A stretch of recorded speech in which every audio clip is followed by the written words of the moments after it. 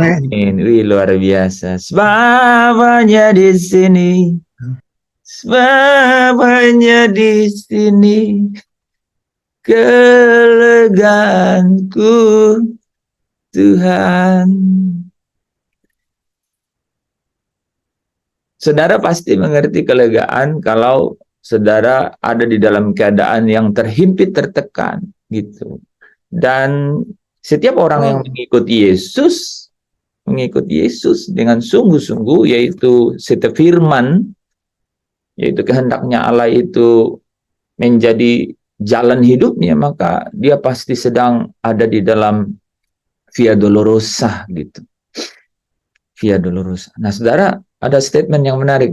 Bersukacitalah kalau engkau ada di dalam berbagai-bagai pencobaan, di dalam berbagai kesengsaraan, di dalam berbagai macam penderitaan, karena engkau lebih mudah untuk dibawa ke langit baru, bumi baru. Kau lebih mudah untuk dibawa ke langit. Amin, amin. Ya, mohon maaf ya. Ya, sukar sekali orang kaya masuk kerajaan surga. Itu maksudnya. Kan tidak dibalik aja itu. Ya. Itu loh, saudara. Jadi saudara harus bersukacita memang di dalam keadaan yang, waduh, ini saudara harus pegang prinsip dan makna ini. Karena tidak ada makna dan prinsip yang lain loh, saudara. Serius, Alkitab itu sebenarnya mengajarkan, ya, hanya satu jalan untuk pulang memiliki hidup yang kekal. Itu adalah jalan yang telah dilewati oleh Kristus. Jalan yang telah ditempuh oleh Kristus. Jalan yang telah Kristus juga mau supaya tidak lewat jalan itu loh. Ah, luar biasa itu. Ya, Yesus bilang, kalau boleh cawan ini lalu. Kalau boleh. 3 kali. Tapi dia mengosongkan dirinya, merendahkan dirinya, tidak mengikuti yang dia mau, tetapi dia secara penuh menuruti apa kehendak Bapaknya dan menyelesaikan apa yang menjadi pekerjaan dari Bapaknya. Nah, kita di sini, kita sebenarnya jadi kalau kita mengapa, saudara, ya, kalau kita nyanyi lagu tadi itu, ya, sebab hanya di sini kelegaanku, Tuhan, ya, karena saudara ada yang mau jawab nggak? Ini menarik nih, jawaban-jawaban ini tidak akan menarik. Kenapa saudara begitu senang gitu ketika sampai pada kata kelegaanku, Tuhan? Saya senang. Siapa yang rasa sesuatu senang banget gitu dengan syair lirik yang paling air itu? Kira-kira kenapa? Ini boleh nih, ini ekspresi yang beneran loh. Kenapa sampai kita itu bukan exciting, ya? Kenapa kita begitu full of glory gitu, full of joy kan? Kenapa kira-kira? Sebab pernah sih mencari kebahagiaan, mencari solusi di luar Tuhan, bayar harga, beli sesuatu, apapun, mungkin bisa dapat sebentar, ya, tapi nggak bertahan lama. Tapi di dalam Tuhan tuh saya nggak pernah bisa mendefinisikan gimana cara Tuhan menaruhkan dalam hati saya. Ada rasa lega, ada rasa tenang, ada rasa percaya gitu. Itulah itu yang saya rasakan, yang saya bilang tadi, kelegaan tuh ini. Saya nggak bisa, bukan dengan kuat saya, tapi Tuhan taruh itu ketika firman itu diingatkan, ketika Tuhan bisa bicara lewat apapun, saya temukan kelegaan dan nggak bisa dibayar dengan dunia, gitu. Ya, jadi menemukan kelegaan itu tidak bisa didefinisikan. Bu Esther bilang tidak bisa didefinisikan. Gimana ya caranya, ya? Ya boleh. Itu memang keadaannya seperti itu. Gimana ya? Saya nggak bisa mendefinisikan gimana caranya. Gimana caranya? Gitu katanya. Gimana caranya? Ya itu betul sekali. Tapi teman-teman bayangkan nggak? Kenapa ya bisa ya? Kenapa itu bisa? Yang lain? Ya, dari saya Pak Hens, Ya, gimana Pak tadi? di dalam perjalanan hidup saya di beberapa titik saya banyak mengalami kesesakan, banyak mengalami kesulitan, dan secara pandangan manusia hampir-hampir tidak ada jalan keluar.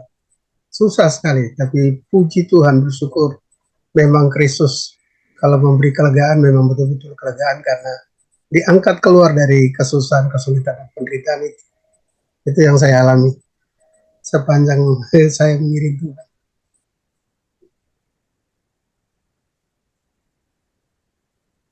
Itu secara pribadi yang saya alami, Pak. Iya, jadi Pak Tadus melihatnya dari sisi kelegaan itu adalah diangkat keluar, dibawa keluar. Oke. Oke, itu berbeda tuh yang dengan yang Bu Esther tadi tuh. Ya. Jadi Pak Tadus melihatnya karena dibawa keluar dari situ, jadi dia menikmati kelegaan. Ada yang lain? Apakah harus dibawa keluar atau tadi Bu Esther bilang ya nggak tahu caranya gimana ya mendefinisikannya. Pak, saya boleh kasih contoh, Pak. Saya terdiagnosa cancer, saya harus lewatin banyak sekali treatment, tapi saya bisa tidur enak. Maksudnya gini loh, saya nggak ngerti itu bagaimana. Ya, salah satu itu seperti itu tuh, saya nggak ngerti bagaimana mendefinisikan tenang itu, lega itu, percaya itu. Ya biasanya kalau orang gelisah kan nggak bisa tidur ya. Orang kalau mengalami kesengsaraan, rasa gimana, ketakutan tuh nggak bisa lega tuh, nggak bisa tidur biasanya. Nah, saya tanda yang saya rasakan itu salah satunya itu, saya bisa ngalamin, bisa tidur enak di tengah-tengah situasi yang wow gitu, bisa percaya, bisa tidur enak, bisa ketenangan batin. Itu contoh, salah satu contoh. Jadi masih ada di dalam keadaan itu, tapi bisa Jadi merasa. situasi itu masih sebenarnya dan harus dilalui kan. Tapi melaluinya itu ada ketenangan, ada kelegaan. Gimana lah ya bicarakannya? Mungkin begini, di sekeliling tuh mencekam, tapi kok di dalam ada tempat persembunyian. Iya, iya. Yang kayak kata Pak Hen, ada hiding place yang di sini tuh yang kita tuh bisa lari ke situ walaupun situasi itu belum berubah, tapi ada rasa lega di situ. Engkaulah perlindunganku dan selalu menjaga. Salah syair. Tempat perteduhan dari serangan musuh di dalam bahaya, batu karang yang teguh. Jadi keadaan di luar mencekam, tapi ada tempat persembunyian gitu. Ada tempat perlindungan, ada kota perlindungan gitu ya. Ada batu karang untuk tempat berlindung. Tapi itu bagaimana sih itu bisa terjadi gitu kan? Bagaimana sih itu bisa terjadi? Kenapa itu bisa terjadi? Kenapa dulu loh? Kenapa itu bisa terjadi? Dan kemudian kita akan bertanya bagaimana itu bisa terjadi. Saudara bisa bayangkan nih situasi kita sekarang ini dengan Getsemani. Getsemani, disitulah akhir deritamu. Awal ya, apa akhir?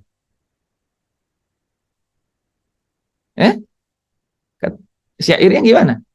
Getsemani, apa? Disitulah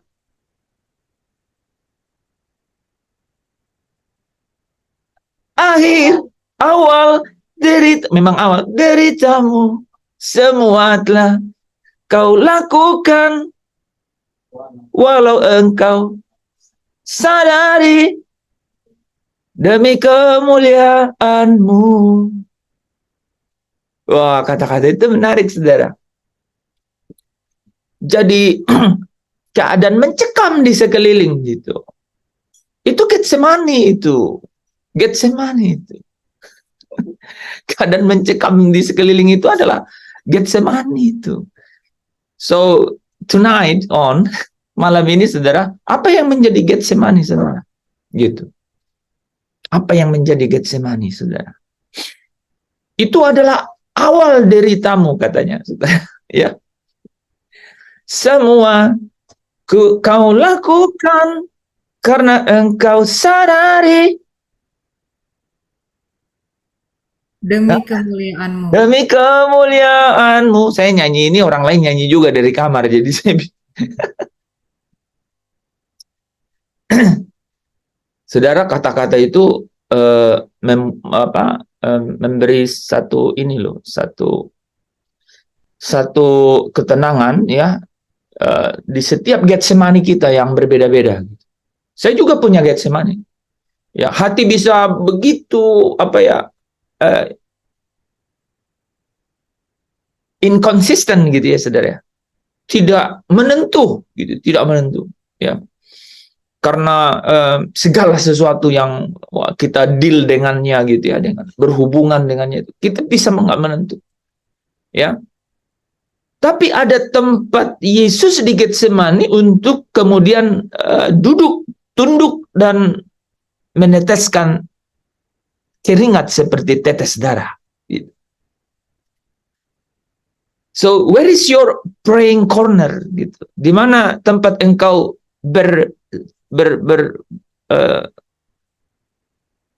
di mana tempat engkau bertelut? Di mana tempat engkau bertelut? Di tengah Getsemani kehidupan. Gitu. Sampai kita bisa berkata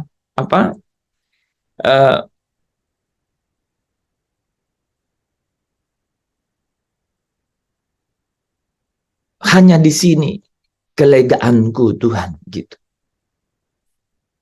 Sebab hanya di sini kelegaanku Tuhan.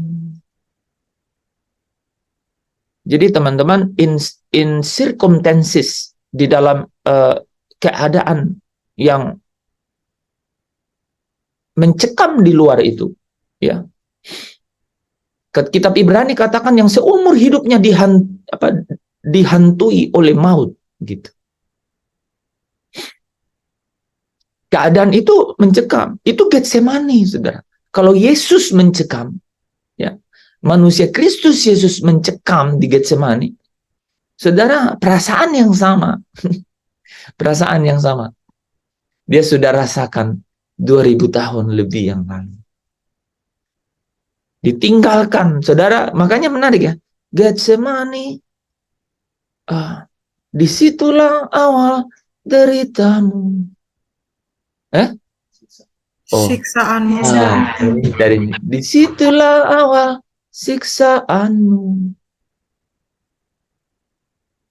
Saya bisa merasakan itu awal. Saya ingin ini loh saudara. Apa sih implikasi hidup yang kita dapat dari setiap firman? Itu adalah ketika firman itu bukan hanya logos, tapi itu benar-benar jadi rema. Gitu. Benar-benar jadi rema. Artinya tertulis dalam kisah hidup kita, gitu. Dalam keadaan yang uncertainty, gitu. Tidak menentu, hati gundah gulana karena keadaan-keadaan yang kita nggak ngerti, gitu, ya, nggak jelas, gitu, kabur, gitu ya.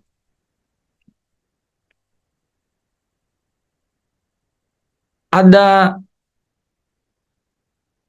tempat untuk bertelut, ya, ada sumber air kehidupan, gitu. Ini firman yang bukan hanya logos tapi jadi rema yang memerdekakan, gitu. Makanya saya tadi bertanya gini kan, mengapa sih, gitu? Mengapa? Bagaimana itu nanti? Mengapa tuh kita bisa tiba-tiba gitu? Tiba-tiba kita merasa ada kelegaan. Saya tadi turun dari atas tuh dengar refnya itu. Sebab hanya di sini kelegaanku, Tuhan. Emang benar-benar merasa lega gitu di dalam ya. Sekalipun seperti Bu Esther bilang, masih di luar sana sih masih mencekam gitu. Kalau mata ini dibuka melihat gitu, waduh, masih menghantui gitu saudara ya, keadaan-keadaan itu.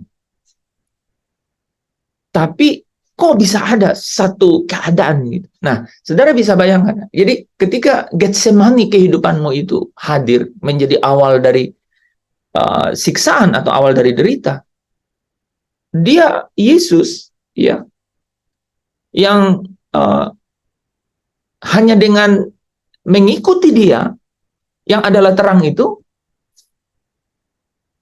supaya kita bisa melihat jalan itu. Nggak ada jalan lain. Di bawah kolong langit ini tidak ada nama lain yang olehnya manusia dapat diselamatkan. Roma 8 ayat 12 katakan, dia itu adalah terang. Ya. Nah, saudara, tapi itu awal loh.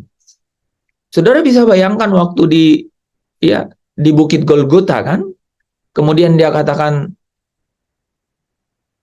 Bapakku, Bapakku, mengapa engkau meninggalkan aku? Wah, itu keadaan yang saya kira lebih mencekam dari Getsemani. Sangat mencekam.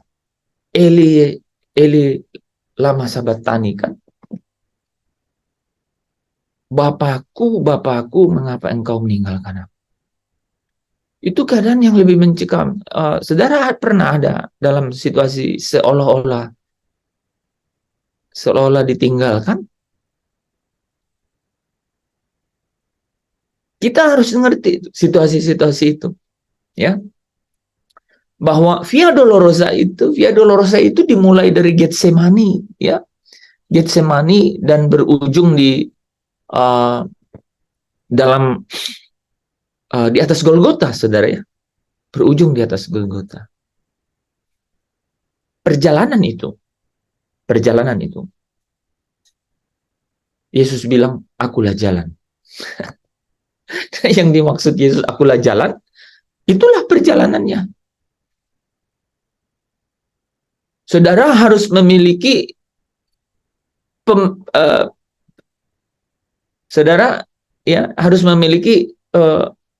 pengetahuan akan kebenaran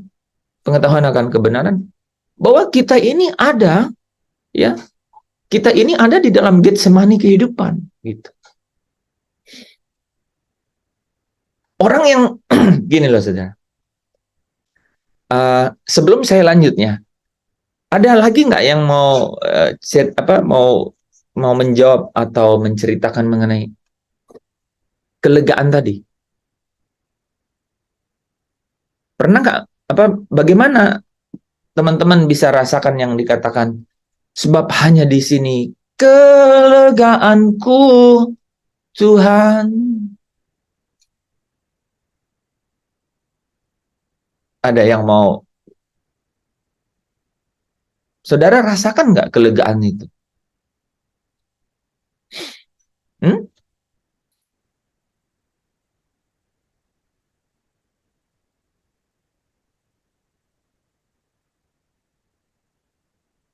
Kelegaan seperti apa gambarannya?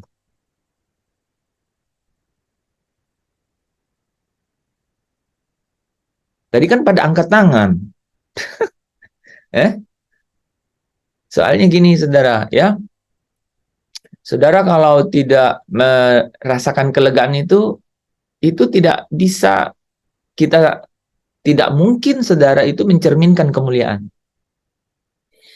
Saya renungkan kan, kita tadi malam tuh diakhiri dengan 2 Korintus 3 ayat 18 kan.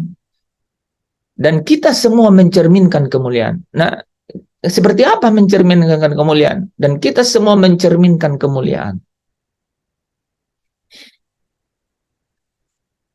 Orang hanya bisa mencerminkan kemuliaan Itu kalau dia ketemu dengan kelegaan itu dalam hidupnya.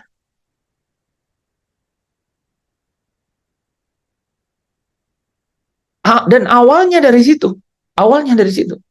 Saudara nggak mungkin mencerminkan kemuliaan yang hilang karena dosa itu kalau tidak mempunyai kelegaan itu. Sekalipun suasana di luar sana tuh mencekam, Getsemani. Tapi ada titik bertelut untuk berdoa meneteskan keringat seperti tetes darah. Ada tempat persembunyian. Itu. Saudara pasti pernah lah ya, ini ada di dalam keadaan yang suasana hati yang Yohanes pasal 14 ayat 1 katakan gelisah gitu. Heart in trouble gitu. Hatinya dalam masalah gitu. Pasti pernah gitu kan. Kan Yesus kenali murid-murid itu sehingga dia bilang, janganlah gelisah hatimu. Yesus tahu bahwa mereka di dalam keadaan yang suasana hati yang gelisah gitu. Kan pasti kita sering banget ada di dalam keadaan seperti itu. Apakah kita punya kelegaan tadi? Nah, coba ini tadi siang nih ngobrol sama Peter di mobil ya. Yohanes 4 ayat 20 Yohanes 4 ayat 11 dan 12 ya. Ayat 13 dan 14. Yohanes 4 ayat 13 dan 14.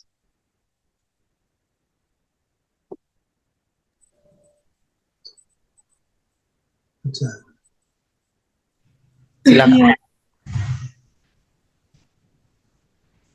Yohanes 4 ayat 13 dan 14. Jawab Yesus kepadanya, barang siapa minum air ini, ia akan haus lagi.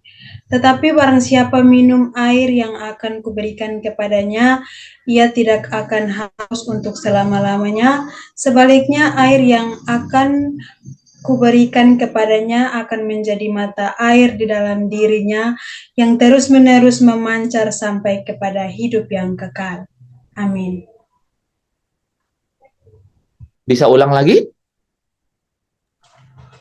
Yohanes 4 ayat 13. Teman-teman perhatikan baik-baik ayat itu. Jadi bayangkan ya, ketika kita bicara mengenai kemuliaan, orang yang berdosa itu kehilangan kemuliaan kan? Roma 3 ayat 23. Oke, sebelum kita lanjut, let be very basic here. Coba kita kembali ke dasar.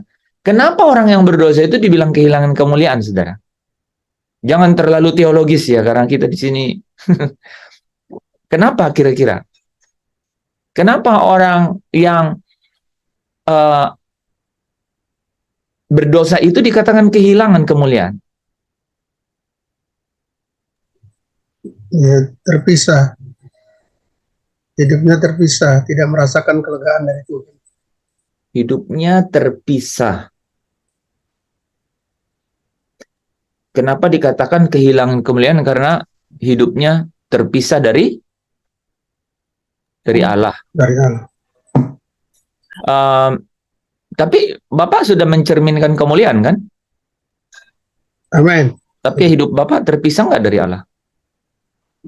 Harusnya tidak. Iya nggak ya? Ya, oke. Itu coba ya, cerna ya. Jadi saya itu ingin mempertajam nih saudara.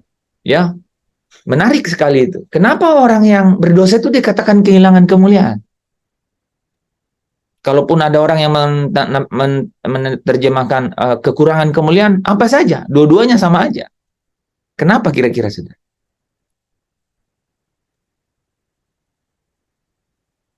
Karena ketika dia melakukan dosa, kesalahan, dia akan merasa tertuduh dan tidak merasa layak. Oke, kalau kemudian dia tidak tertuduh, dia ya, kemudian kalau dia tidak tertuduh dan merasa layak begitu, apakah kemudian dia memiliki kemuliaan itu? Kan dibalik-balik aja nih. Biasanya Bu Esther yang bisa nih nalar-nalar begini.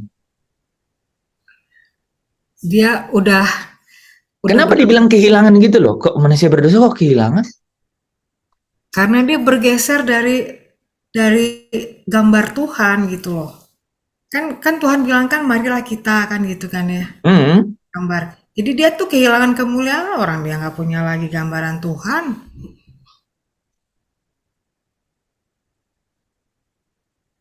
Karena dia tidak punya lagi gambaran Tuhan. Nah, Kan Allah itu kan sekarang nih Bu Esther, kita kan sudah ciptaan baru. iya. Apakah kita sudah memiliki kemuliaan jadinya yang tadi hilang? Atau Sudah. kita udah kepenuhan kemuliaan yang tadi kurang? Yang mana aja kan? Coba Pak Tadus juga uji ini. Ya. Ya, coba.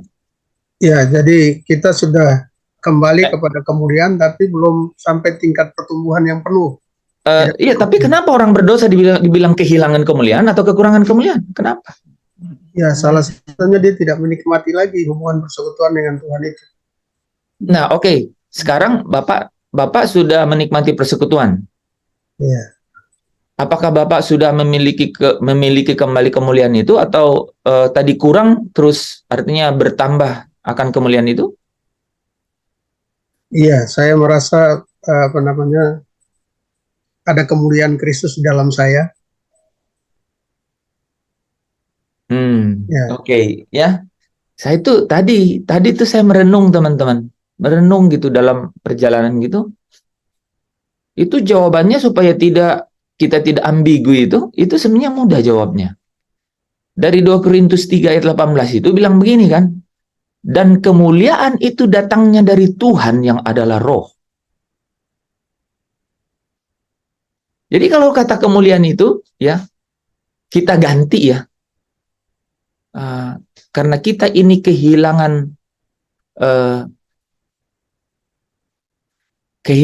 misalnya kehilangan emas gitu. Ya, jadi karena kita berdosa sehingga kehilangan emas.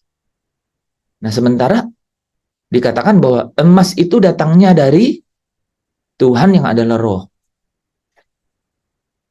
Jadi kenapa orang dikatakan kehilangan emas itu? Atau kenapa orang dikatakan kehilangan kemuliaan itu? Karena dia berdosa. Kehilangan roh Allah sebenarnya. Kehilangan Allah. Karena dia mencuri. Karena dia mencuri Kemuliaan Tuhan. Iya, karena dia mencuri kemuliaan Tuhan. Jawaban yang sederhana itu gini teman-teman. Sebenarnya supaya kita itu bisa semakin jelas itu, kenapa manusia berdosa itu dikatakan kehilangan kemuliaan? Karena kemuliaan itu tuh adanya di Yerusalem baru. Hilang dari Eden. Secara fisik, secara geografikal gitu gampang dipahami itu. Menjelaskannya bisa dengan cara lain. Coba bayangkan. Jadi kemuliaan itu ada di kota mulia itu. Saudara kalau memahami dengan ini tuh, saudara tuh enggak gini loh. Enggak seolah-olah sudah benar gitu. Tapi jadi kayaknya gue belum benar nih gitu. Jadi bisa menangkap yang lebih ekstrim. Manusia yang berdosa, dia keluar dari Eden. Di mana ada kemuliaan Allah itu. Kalau Eden tidak dicemari oleh pelanggaran itu, maka Eden itu surga. Tempat Allah datang makanya di Wahyu pasal 21 itu, dan aku melihat Yerusalem baru turun dari, jadi dari atas. Turun dari surga. Nah, kalau Eden itu saudara, makanya saudara kita ini kan ada di galaksi Andromeda ya. Bima Sakti ya. Salah satu galaksi di antara ratusan ribu galaksi. Jadi kalau orang punya fantasi kebenaran bahwa langit baru, bumi baru itu nanti ada di salah satu galaksi yang ratusan ribu itu tidak menutup kemungkinan. Nggak menutup kemungkinan. Gitu. Dan dikatakan bahwa Allah itu turun. Nah, di Eden, bukan Allah cuma turun naik kan. Allah bergaul, berjalan bersama dengan Adam ya, di taman itu. Dinamika kehidupannya demikian. Nah, kemuliaan ketika manusia melanggar dan akhirnya dikatakan itu adalah pelanggaran, ya, itu adalah pelanggaran dan itu artinya pelanggaran akan perintah, maka itu disebut dosa. Maka dia kehilangan kemuliaan. Karena apa? Dia keluar dari tempat kemuliaan itu. Nah, kemuliaan itu sekarang ada di mana? Ya di kota yang mulia itu. Ya. Saudara coba baca Wahyu 21 ayat 23.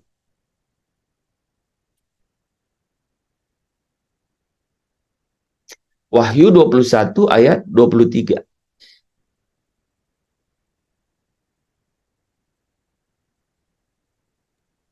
Wahyu 21 ayat 23. Dan kota itu tidak memerlukan matahari dan bulan untuk menyinarinya, sebab kemuliaan Allah meneranginya dan anak domba itu adalah lampunya. Ulangin.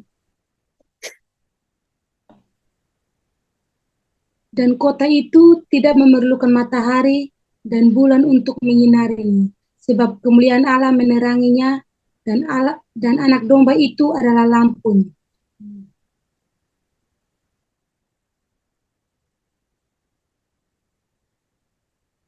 Jadi kemuliaan Allah itu ada di mana?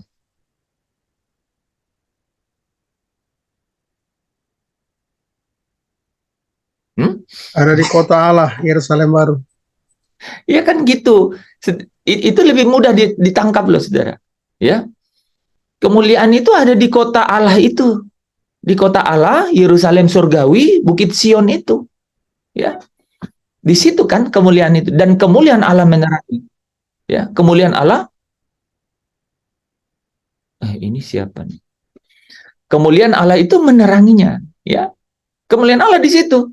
Ya, jadi ada satu kota yang mulia. Ya, ada satu kota yang mulia di mana tempat kemuliaan itu. Nah, itu ya, coba dari situ lihatnya ya. Manusia itu kehilangan kemuliaan karena keluar dari taman itu.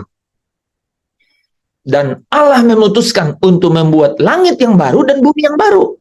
Bukan langit yang pertama dan bumi yang pertama itu lagi.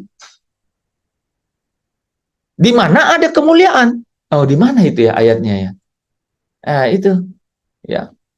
Kemuliaan Allah meneranginya ya, Wahyu 21 ayat 23 tadi ya. Ya. Dan kemuliaan Allah menerangi kota itu. Jadi di sana kemuliaan itu. Nah, ya, teman-teman. Jadi ketika kita ini adalah manusia, nih, adalah manusia yang kemudian hidup di dalam kita ini adalah manusia yang hidup sebagai keturunan dari manusia lain, di mana dosa itu atau maut dan di mana dosa itu yang akibatnya adalah maut itu merambat kepada kita, ya, maka kita sama kan, risikonya sama. Kita nggak punya kemuliaan itu, kita kehilangan. Dan kemuliaan itu ada di sana. Ada di sana. Nah, makanya saudara coba kita ini saya mau melihat ujung karena kan gini, Getsemani, disitulah awal siksaanmu. Harus tahu awalnya. Gitu. Harus tahu awalnya, ya. Terus akhirnya di mana, ya? Nah, coba baca Kolose 3 ayat 1. Kolose 3 ayat 1.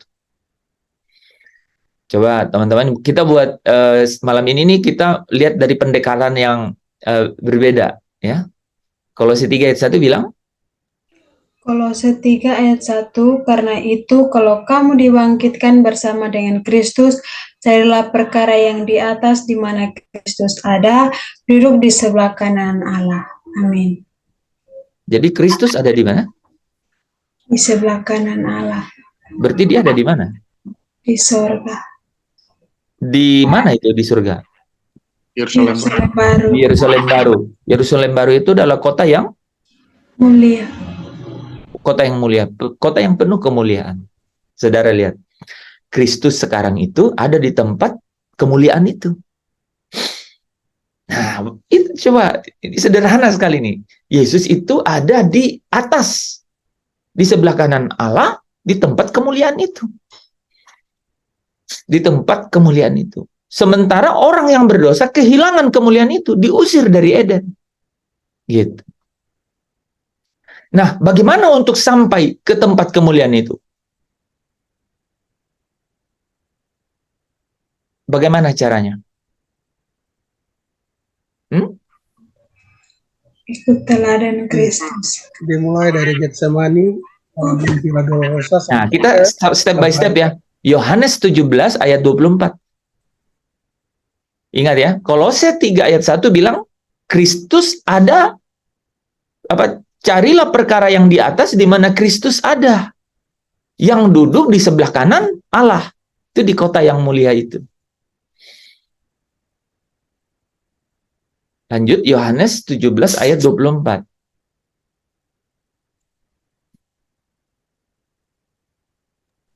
Ya Bapa, aku mau supaya dimanapun aku berada, mereka juga berada bersama-sama dengan aku. Oke, sebentar Pak Tades. Jadi Yesus ada di sebelah kanan Allah. Terus Yohanes 17 ayat 24 katakan, ya Bapa, aku mau supaya Ya. dimanapun aku berada, yaitu di surga, di sebelah kanan Allah, mereka juga berada bersama-sama dengan mereka juga berada bersama-sama dengan aku. Kita konfirmasi ya. Wahyu pasal 3 ayat 21.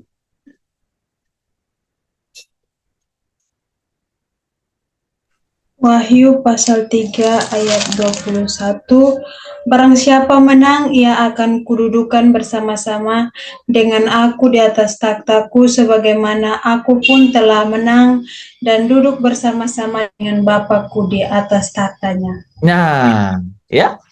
Jadi kita bisa ada di situ juga kan. Yesus bilang, minta kepada Bapa, pemilik tahta itu, sang yang punya kemuliaan itu, karena Yesus bisa sampai tiba-tiba ada di situ. Kita ngomong gitu aja ya, pura-pura nggak tahu kan. Yesus tiba-tiba ada di situ. Di situ dibilang ada di situ, jelas ada di situ. Ya, dikatakan malah sebelah kanan. Sebelah kanan itu artinya tempat yang paling nyaman, tempat yang paling terhormat.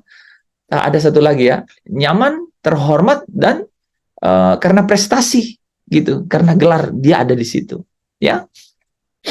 Tapi Yesus bilang, dia minta kepada Bapa yang kemudian membawa dia ke situ. Jadi, saya lupa ya. Jadi ada ayat yang mengatakan begini, saudara. Dan Allah mengangkat dia, meninggikan dia, dan menempatkan dia di sebelah kanannya. Jadi Allah buat begitu. Nah sekarang saudara, Yesus berdoa kepada Bapanya supaya di mana aku berada, yaitu di sebelah kananmu, mereka juga berada. Nah, tapi siapa mereka yang ada di situ? Nah, Wahyu 3:21 tadi ya, barang siapa yang menang. Amin. Barang siapa yang menang, mereka itu juga akan duduk bersama dengan Kristus. Kalau mereka duduk bersama dengan Kristus, berarti mereka juga pasti apa? Nggak tahu Pak, jawab pasti apa. Oke, kita baca dulu Ibrani 1 ayat 3. Kenapa? Kan itu kota yang mulia. Allah itu adalah menerangi ya kota itu dengan kemuliaannya. Kenapa sampai Yesus ada di situ? Ibrani 1 ayat 3. Ibrani 1 ayat 3, ia adalah cahaya kemuliaan Allah. Nah, jadi Yesus Kristus itu dia cahaya kemuliaan, tapi bukan kemuliaan itu sendiri. Saya ulang ya. Dia itu adalah cahaya. Artinya apa? Kalau cahaya itu artinya apa, saudara? memancarkan kemuliaan. Gitu. Dia memancarkan, dia menjadi sumber itu kemuliaan itu. Dia memancarkan, dia itu cahaya kemuliaan. Itulah kenapa dia ada di situ. Sekarang Yesus doa buat Yanti, buat Bu Esther, Pak Tadus, buat Mira, buat Yuli, buat Bu Mona, buat Yandri, buat Pak Daniel, buat Rida, buat Wenda, buat Sieni, buat Afin, buat Asnat, Asti, Rina, buat Evangelos. Itu supaya di mana Yesus ada, yang adalah cahaya kemuliaan, juga kita ada. How? Gimana caranya? Gimana caranya? Nah, Kolose 1 ayat 26 dan 27.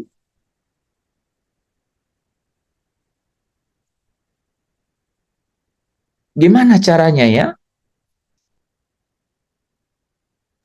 Jadi orang ada di situ kalau dia ada kemuliaan. Oh, rupanya Kristus itu ada di situ karena dia adalah cahaya kemuliaan. Bagaimana caranya? Nah, Yesus doa supaya kita juga ada di situ. Gimana caranya Yesus untuk supaya kita ada di situ? Kolose 1 ayat 26 dan 27. Dibilang ini memang rahasia. Jadi mari kita tahu rahasianya apa. Silakan. Kolose 1 ayat 26 dan 27, yaitu rahasia yang tersembunyi. Rahasia rupanya. Jadi saudara harus memperhatikan, kita harus perhatikan. Rupanya ini rahasia. Saudara bayangkan ya, satu rahasia itu berarti apa ya? Dicari-cari orang gitu kan? Rahasia itu dicari-cari orang. Apa sih maksudnya rahasia, teman-teman? Ini ada hubungannya nanti deh sama kelegaan. Kenapa dibilang ada rahasia? Rahasia. Gua rahasiain. Artinya apa? Satu kata aja. Tersembunyi. Kan rahasiain. Lu rahasiain ya. Jangan bilang-bilang. Jadi apa? Ini rahasia katanya. Berarti ada ya orang yang tersembunyi. Tersembunyi bagi sebagian orang gitu.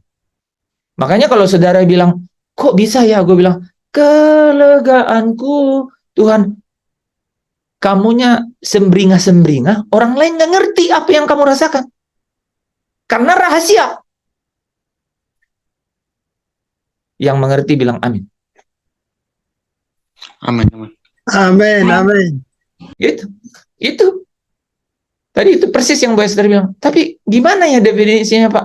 Engkau tidak perlu definisiin. Memang satu rahasia. Sampai ini mungkin kita pun tak dapat mengurai dengan kata-kata, terbatas kita mengurainya. Gitu. Karena yang rahasia. Itu luar biasa. Ini rahasia mengenai apa, Yanti? Coba kasih tahu kita semua. Yaitu rahasia yang tersembunyi dari abad ke abad dan dari turunan ke turunan, tetapi yang sekarang dinyatakan kepada orang-orang kudusnya. Kepada mereka Allah mau memberitahukan betapa kaya dan mulianya rahasia itu di antara bangsa-bangsa lain, yaitu Kristus ada di tengah-tengah kamu, Kristus yang adalah pengharapan akan kemuliaan. Haleluya. Amin. Ya. Jadi rupanya itu kaya sekali ayat itu. Jadi saudara, kau tersenyum-senyum sendiri, sulit mendefinisikan, terbatas kata-katamu, yaitu rahasia yang tersimpan turun-temurun di antara bangsa-bangsa. Dan sampai hari ini ada yang tidak tersingkap, nggak bisa lihat. Kau punya mata tak bisa melihat, punya telinga tak bisa mendengar. Gitu, ya. Dan rahasia itu adalah betapa, jadi gini, dan Allah mau mengatakan kepada mereka betapa kaya dan mulianya. Yaitu apa? Kristus ada di antara kamu. Kristus yang adalah pengharapan akan kemuliaan. Jadi Kristus yang ada di atas, di sebelah kanan Allah. Yaitu Kristus yang adalah cahaya kemuliaan Allah.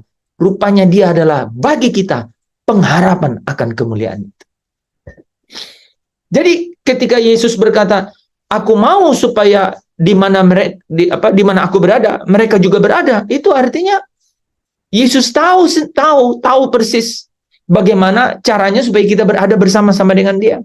Yaitu apa? Dialah pengharapan akan kemuliaan itu. Yaitu melalui dia.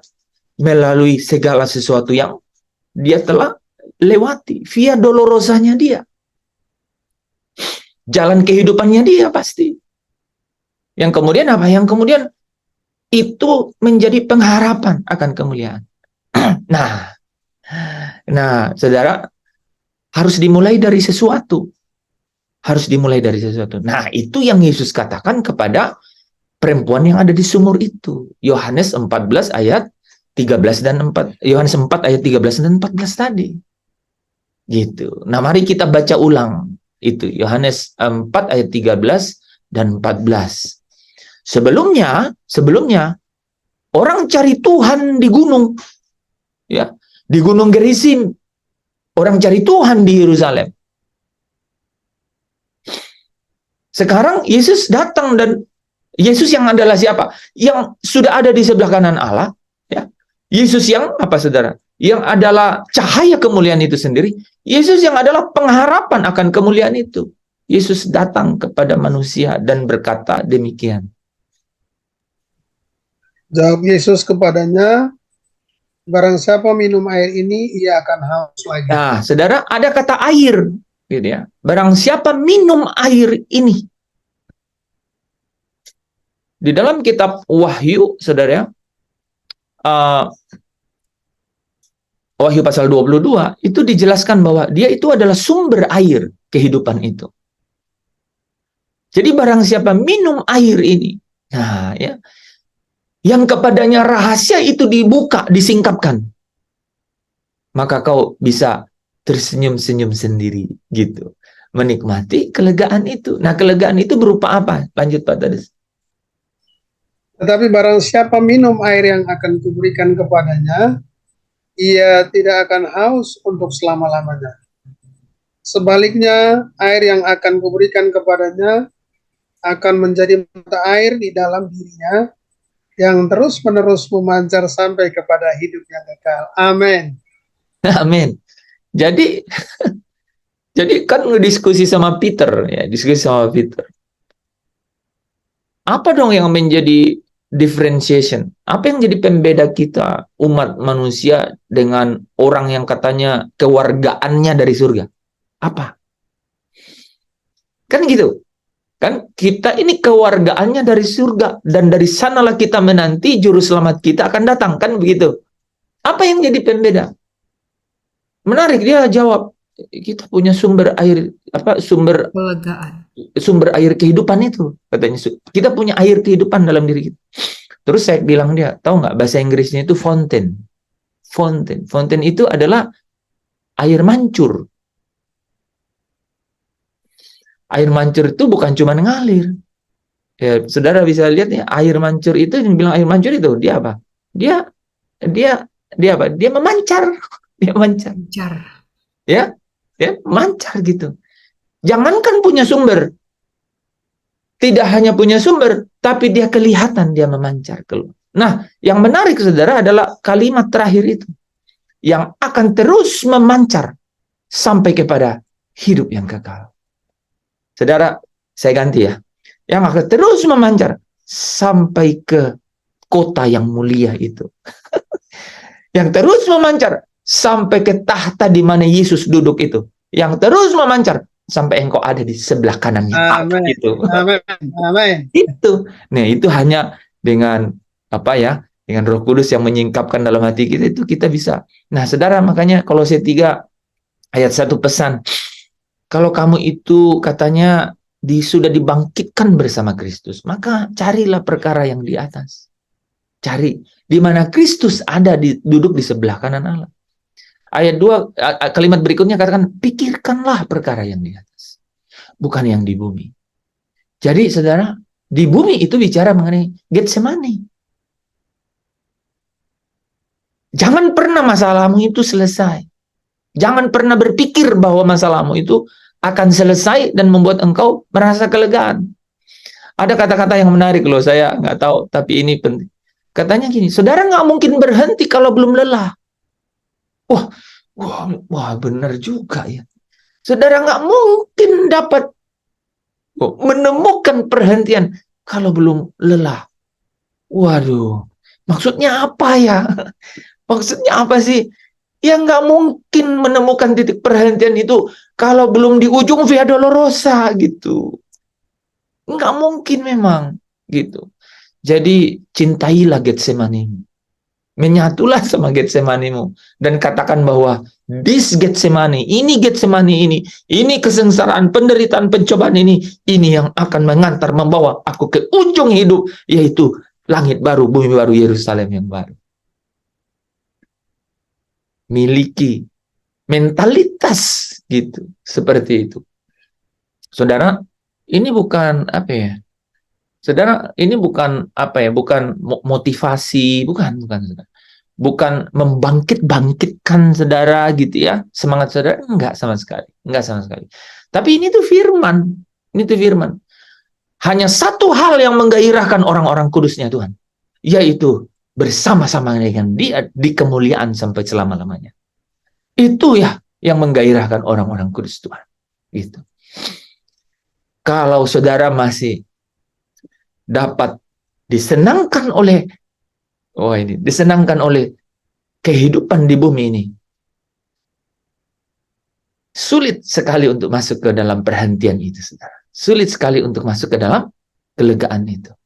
Nah, Bapak Ibu Saudara yang dikasihi Tuhan, Pak, bagaimana dong untuk memulai ya dari titik kelegaan itu? Syukur kepada Allah di dalam Kristus Yesus Tuhan. Gitu, kata Paulus. Karena bukan hasil usahamu. Bukan hasil usahamu. Bukan pekerjaanmu gitu, bukan. Ini adalah pemberian Allah. Wah, itu luar biasa. Makanya Kolose 1 baca 20 dan 21. Ya. Kolose 1 ayat 20, 21, 22. Gitu, ya. Ini bukan hasil usahamu. Ini pemberian. Jadi, saudara tinggal ku buka hati untuk jamahanmu. Gitu. Itu aja yang saudara harus lakukan. Berserah penuh di hadiratmu, ya. Nah, itu yang kita harus lakukan. Ini pemberian Allah. Ini bukan hasil usaha kita. Katakan, Tuhan ini. Nah, saudara, Getsemani menggiring saudara untuk ketemu dengan titik kelegaan itu. Getsemani. Jadi mengucap syukurlah. Makanya Yakobus berpesan, anggaplah satu kebahagiaan kalau kau jatuh dalam berbagai-bagai pencobaan. Rasul Petrus berpesan, penderitaan sekarang ini itu apa? Bukan itu. Dia bilang apa ya, saudara? Petrus bilang apa? Di 2 Petrus 1 ayat 7 atau ayat 5, ya. Kamu harus bergembira di dalam penderitaan. Ya, terus Paulus di dalam Roma pasal 5 ayat 2, kamu bermegah atas kesengsaraan. Kata-katanya bagus ya. Yakobus bilang di dalam Yakobus 1 ayat 3 sampai 4, anggaplah satu kebahagiaan kalau kamu jatuh dalam pencobaan. Ya. Di dalam Rasul Petrus katakan, anggaplah kegembiraan kalau kamu mengalami penderitaan. Saya lupa, 1 Petrus 1 ayat 5 atau 2 Petrus 1 ayat 5 atau ayat 7. Dan Paulus berpesan, bermegahlah ya di dalam kesengsaraan. Karena itu yang akan membawa kita nih ketemu sama, ya. Saudara kalau belum lelah tidak mungkin ketemu titik perhentian. Nggak mungkin. Nah, kita tuh pasti mengalami itu kan. Ketika kita sudah lelah secara jalan dunia, saudara, ya. Dan kita juga mencari-cari Tuhan, dan rupanya Tuhan itu mau ditemui. Ketika kita benar-benar lelah, kita ketemu titik perhentian itu. Dan itulah kelegaan itu ada di situ. Nah, saudara yang dikasihi Tuhan, Jadi saudara tidak mengusahakannya. Ya, saudara tidak bukan pekerjaan kita, tapi itu adalah pemberian Allah. Ya. Di dalam Kolose 1 tadi ya, ayat 20 sampai 22 boleh dibaca nih, ya.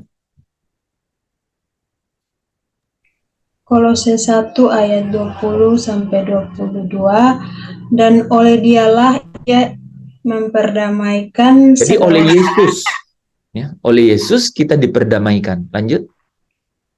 memperdamaikan segala sesuatu dengan dirinya, baik yang ada di bumi maupun yang ada di sorga. Sesudah ia mengadakan pendamaian oleh darah salib Kristus. Juga kamu yang dahulu hidup jauh dari Allah dan yang memusuhinya dalam hati dan pikiran seperti yang nyata dari perbuatanmu yang jahat. Sekarang diperdamaikannya di dalam tubuh jasmani Oke, Kristus. saudara. Sekarang diperdamaikannya di dalam tubuh jasmani Kristus. Lanjut. Oleh kematiannya untuk menempatkan kamu kudus Untuk menempatkan kamu kudus dan tak bercelah dan tak bercacat di hadapan. pemberian. Amin. Saya ulang ya saudara. Pemberian. Anugerah kasih karunia. Jadi saudara kalau mau mengartikan kasih karunia dan anugerah secara pantas itu, secara pantas yang punya status untuk menuju ke tempat di mana Kristus ada, ini ayatnya. Jadi kita itu ditempatkan, bukan hasil usahamu. Ini pemberian. Kamu ditempatkan kudus, tak bercacat, tak bercela di situ. Dan dari situ ya, kita mulai titik perjuangan kita. Seperti Getsemani tadi. Dari situ Getsemani itu dimulai. Ketika kita sudah ditempatkan di situ, ya, ditempatkan di situ. Kudus tak bercacat, kita diperdamaikan. Saudara, makanya nih menariknya. Jadi asalkan menjelaskannya benar, itu sebenarnya sungguh-sungguh adalah kebenaran, saudara ya. Bahwa pelanggaranmu itu tidak diperhitungkan. Allah tidak memperhitungkan pelanggaranmu karena Kristus menanggungnya. Emang begitu. Ya, jadi kita bisa masuk surga. Nah, saudara coba jawab. Kita punya 15 menit terakhir. Sekarang saya sudah hampir sampai pada kesimpulan, tapi saudara yang menyimpulkan. Kan tadi dibilang pemberian Allah, bukan hasil usahamu. Kau ditempatkan kudus, tak bercacat, tak bercelah. Kan begitu katanya kan? Benar nggak? Ya, pelanggaranmu tidak diperhitungkan loh. Ya, pelanggaranmu tidak diperhitungkan. Engkau diperdamaikan melalui korban darah Yesus oleh kematian jasmanianya. Sekarang kita otomatis dong masuk surga. Kan pelanggaran tidak diperhitungkan. Harusnya sudah masuk surga dong. Gak perlu buat apa-apa lagi dong. Coba saudara menalar kan? Yang tadi itu nggak bisa didegradasi sedikit pun, saudara. Kasih karunia anugerah itu bukan usahamu. Jadi jangan nggak usah bersilat lidah di situ, ya. Nggak ada korban yang dapat melakukan itu. Ya, kesalehan kita itu kain kotor di hadapan Allah. Jadi memang pemberian Allah ini, pemberian Allah. Nah sekarang harusnya nggak ngapa-ngapain lagi dong ya, betul nggak? Kan Pak, kan kalau berdosa lagi gimana? Loh, diampuni. Yang sekarang, hari ini dan besok, itu diampuni. Pelanggaranmu tidak diperhitungkan. Benar nggak itu? Iya benar 100%. Satu korban untuk semua dosa. Haleluya. Kalau satu manusia berdosa, manusia itu jatuh ke dalam maut, belenggu maut, maka satu manusia benar, maka manusia itu dibenarkan. Dibenarkan itu maksudnya ditempatkan kudus tak bercacat. Nah, sekarang kok kalau begitu udah langsung masuk surga dong? Jawaban kita gimana? Jangan terlepas dari konteks tadi ya. Cerita kita dari tadi udah berurut. Harusnya udah langsung masuk surga dong. Kan pelanggarannya tidak diperhitungkan.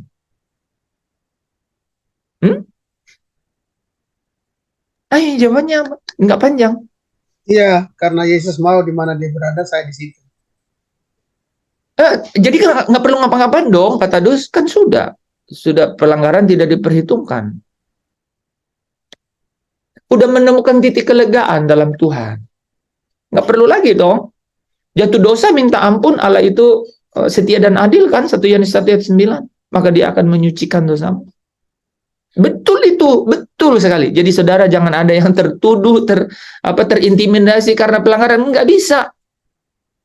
Emang kamu buat baik kemudian kamu layak di hadapan Tuhan? Enggak. Alkitab bilang begitu. Yang melakukan hukum Taurat satu saja fail, you fail semuanya. Jadi terus yang jatuh dalam dosa kemudian kita menghakimi, enggak, tidak diperhitungkan oleh Allah. Itu kabar baik, anugerah. Sekarang pertanyaannya, berarti nggak perlu ngapa-ngapain lagi dong Pak, Bu, adik-adik? Nggak perlu kan? Kalau mau ke surga? Jawabannya kan begini Pak, kalau di surga itu kan kota yang mulia, ya kan? Kota yang mulia, ya. Allah itu adalah kemuliaan dan Yesus ada di situ karena apa? Yesus ada di situ karena Dimuliakan. tadi kamu udah baca. Ya dimuliakan benar, tapi bukan itu kata. Memancarkan kemuliaan Allah. Karena memancarkan kemuliaan, karena dia cahaya kemuliaan. Jadi kalau kita bisa ada di situ karena you juga memancarkan kemuliaan.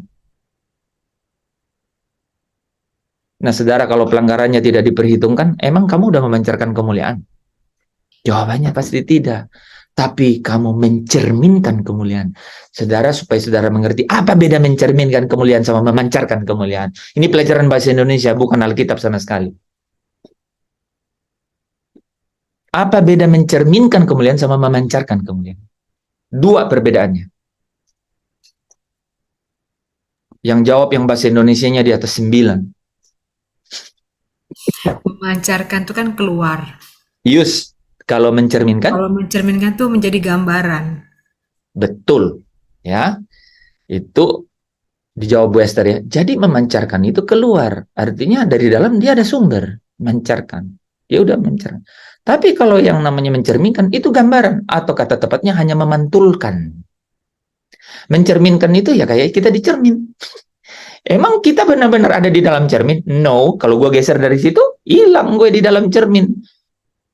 Hanya mencerminkan. Kalau tak ada kau di situ, tak ada gambar kau di dalam cermin. Dia hanya memantulkan. Jadi tidak punya sumber yang sesungguhnya. Nah, kita diinginkan oleh Bapa itu sampai benar-benar apa? Memancarkan kemuliaan itu. Atau apa? Menjadi cahaya kemuliaan itu. Nah, saudara, mengapa kita harus terus berjuang supaya sampai menang? Karena apa? Karena kita harus memancarkan kemuliaan itu untuk dapat berada di kota yang mulia itu. Dan hanya orang yang memancarkan kemuliaan itu yang mengikuti Yesus terangkat pada saat Yesus menyatakan diri dalam kemuliaannya. Makanya dikatakan ini kan, Yesus turun dari surga bersama malaikat-malaikatnya. Coba kata terakhir mengikutinya apa? Dan anak manusia itu turun bersama malaikat-malaikatnya dalam kemuliaan.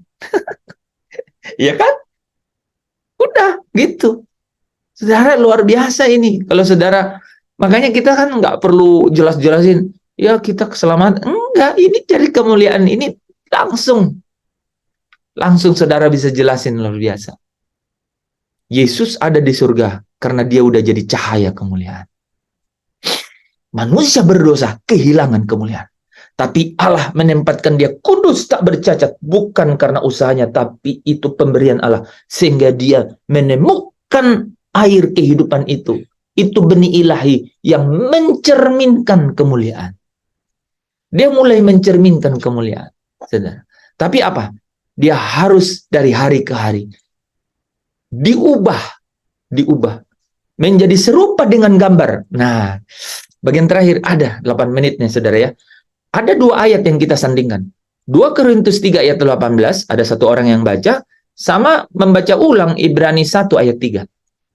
Coba. Ada kata yang mirip di dalamnya, yang kemudian menjadi apa?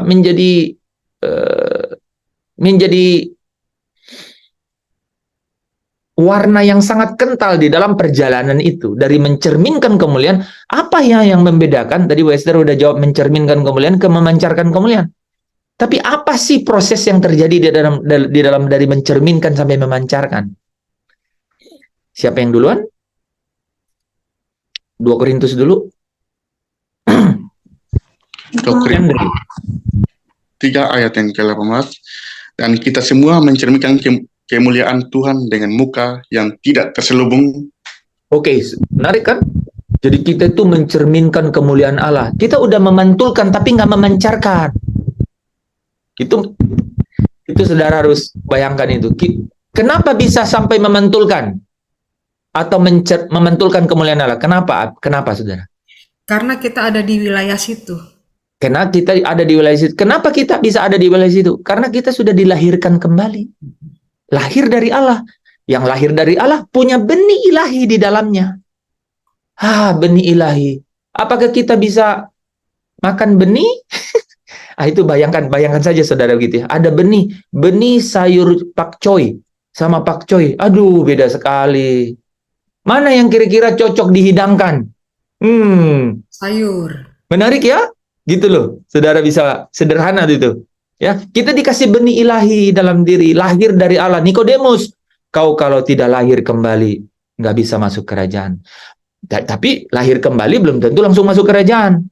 Emang orang yang lahir gitu langsung, ayo besok SD daftar, nggak bisa, ada proses kan. Tapi apa, udah lahir, kau harus lahir. Benih ilahi, saudara ya. Benih ilahi membuat kita semua ini memancarkan kemuliaan Allah, sudah memantulkan. Kenapa kok bisa memantulkan? Ada benih ilahi itu di dalam kita. Tapi benih itu mohon maaf tidak bisa dihidangkan. Tak ada orang yang makan benih di meja makan. Nggak ada. Saudara bisa tangkap nggak itu? Jadi di sana di kota itu hanya sayur pakcoy yang sudah besar-besar yang dihidangkan. Gitu. Hanya orang yang memancarkan kemuliaan sama seperti Yesus yang sudah memancarkan kemuliaan itu. Saya loncat jadinya. Lanjut dulu Yandri. Dan karena kemuliaan itu datang dari Tuhan yang jangan dipendek, kita penggal di situ. Baca kan? Lihat kan? Karena kemuliaan itu datangnya dari Tuhan yang adalah roh.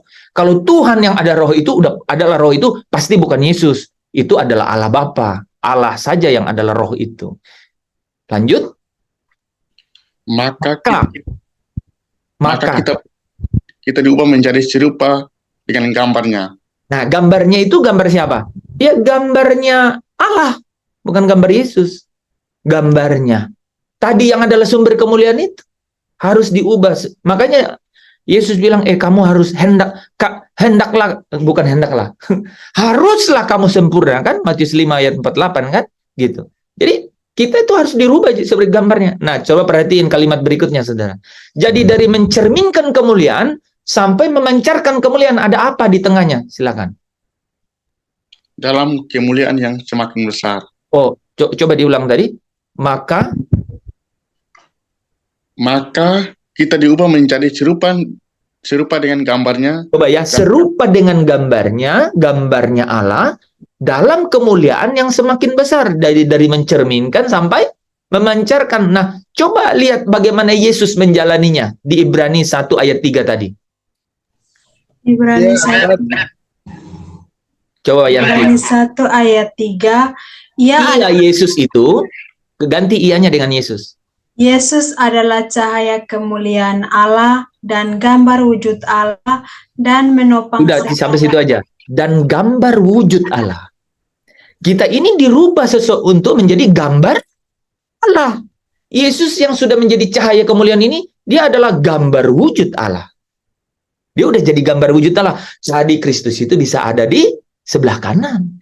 Di tempat di mana Allah ada. Saudara, Yesus doa supaya saya dan saudara ada juga di situ. Duduk bersama-sama sampai menang, sampai dari mencerminkan jadi memancarkan kemuliaan itu. Dengan cara apa? diubah, ya, seturut dengan gambarnya, gitu. Nah, nanti kita belajar bagaimana cara perubahan itu. Tapi paling tidak malam hari ini, saudara bisa mengerti secara sederhana. Kenapa? Secara sederhana loh ya. Mengenai apa? Grace, kasih karunia itu pemberian. Itu nggak boleh orang bilang, kamu hyper grace. Enggak, mana bisa grace ditambah-tambah. Ya, grace. Dan memang melimpah, tidak terbatas. Itu orang nggak boleh membatasi. Ya, makanya Alkitab berkata, Taurat itu datang supaya semakin banyak dosa. Semakin banyak dosa dibilang loh. Supaya di mana dosa banyak, di situ kasih karunia berlimpah-limpah. Memang kasih karunia itu, grace itu harus abundantly. Harus berlimpah. Tapi apa? Dia membawa kita kemana? Kita ditempatkan kudus tak bercacat. Itu artinya apa? Kita mencerminkan, artinya apa? Memantulkan. Ada benih ilahi. Ada kelegaanku Tuhan. You udah punya benih ilahi kalau sampai kau berkata, di dalam Tuhan kelegaanmu itu. Nah, saudara, ini adalah awal dari jalan derita. Ya, saudara, nanti satu sisi kita akan jelaskan bahwa memang perjalanan kemuliaan itu adalah perjalanan via dolorosa. Tidak ada jalan lain. Itu via dolorosa. Jadi bersukacitalah kalau kau ada di dalam situ, kata Pak Yakobus, anggaplah sebagai kebahagiaan kalau kau jatuh dalam berbagai-bagai pencobaan. Ya, pesan Paulus, bermenggah dalam kesengsaraan. Rasul Petrus bilang, bergembiralah dengan penderitaan. Rasul Yohanes bilang begini, engkau sekutu dan sahabatku dalam kesusahan. Jadi, saudara, tak sendiri. Yohanes Wahyu 1 ayat 9 katakan, engkau adalah sekutu dan sahabatku dalam kesusahan. Tapi ingat, kata kedua, dalam kerajaan. Artinya apa? Kita dalam satu perjalanan. Sama seperti Kristus yang punya kerajaan ini. Bersama, tersembunyi bersama dengan. Yang ketiga apa? Dan dalam menanti-nantikan datangnya dia kembali untuk Jadi itu memang perjalanannya. Dia datang, kita dijemput, masuk dalam kemuliaan sampai selama-lamanya. Amin. Kita doa ya, saudara. Syukur kepada Bapa yang ada di tahta yang maha tinggi, bersemayan di tempat yang tak terampil. Kaulah yang kami selalu agung-agungkan, damba-dambakan. Kaulah yang menjadi andalan satu-satunya dalam hidup kami. Putramu, anak tunggalmu, yang engkau telah utus, yaitu Kristus Yesus diperanakkan dalam manusia, telah selesai melewati seluruh via dolorosa ini. Sejak Getsemani sampai Kalvari, itu kami hidupi dalam hidup ini. Kami menyatu di dalamnya, supaya kami juga dapat bersama-sama dimuliakan satu hari nanti bersama dengan Kristus Tuhan dan Raja kami. Terpujilah engkau Bapa yang baik, yang memanggil banyak orang untuk sampai kepada kemuliaan-Mu, meneguhkan, menguatkan, mengokohkan kami dalam seketika dalam penderitaan ini, supaya satu hari nanti sungguh-sungguh ketika Kristus menyatakan diri, maka kami yang menderita bersama dengan dia, kami juga dimuliakan bersama dengan dia. Terpujilah Bapa di dalam kerajaan surga, di dalam Putra Tunggalnya Kristus Yesus, dan Roh Allah yang hidup, yang terus menyingkapkan setiap kebenaran di dalam hati kami, menuntun kami kepada air kehidupan, di mana air yang menuntun kami sampai kepada hidup yang kekal. Terima kasih Bapa. Saudara yang diberkati dan percaya, bersama dengan saya katakan, amin. Amin. Amin. Amin. Ya, amin ya. Nah, saudara, jadi kalau nyanyi di sumur Tuhan ku teguk airmu, tapi ingat bakal ke sana gitu, ke sana. Di sana